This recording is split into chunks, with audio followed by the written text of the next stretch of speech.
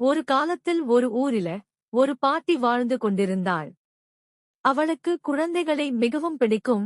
மேலும் அவளால் மிகவும் சுவையான வடை செய்வதும் கைத்திறமையாக இருந்தது. ஒரு நாள் பாட்டி தனது பேரக்குழந்தைகளுக்கு வடை சுடச் செய்தாள். வடை சுடும் வாசனை எங்கும் பரவ, ஒரு காகம் பாட்டியின் வீட்டுக்கு அருகில் இருந்த மரத்தின் கிளையில் உட்கார்ந்து கொண்டிருந்தது. காகம் பாட்டி சுட்ட வடைக்கே மும்பட்டது. காக்காவுக்கு வயிற்றில் பசிக்கு தாங்கவில்லை. பாட்டி அலுவலில் இருக்கும் பொழுதே காக்கா திடீரென கீழே பறந்து வந்தது. ஒரு வடை எடுத்து மீண்டும் மரத்தின் கிளைக்கு பறந்து சென்றது. அது பாட்டியின் பார்வைக்கு வந்தது. பாட்டி மரத்தை பார்த்தபடி காக்காவிடம் தன் சுட்ட வடை திரும்ப பெற ஒரு யோசனை கொடுத்தாள்.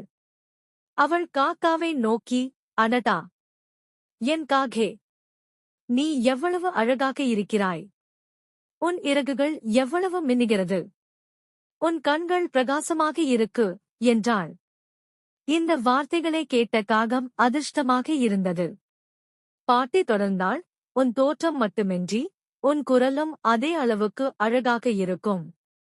நீ என்ன ஒரு பாடல் பாடி எங்களுக்கு கேட்கவிட முடியுமா காக்கா என்றாள்.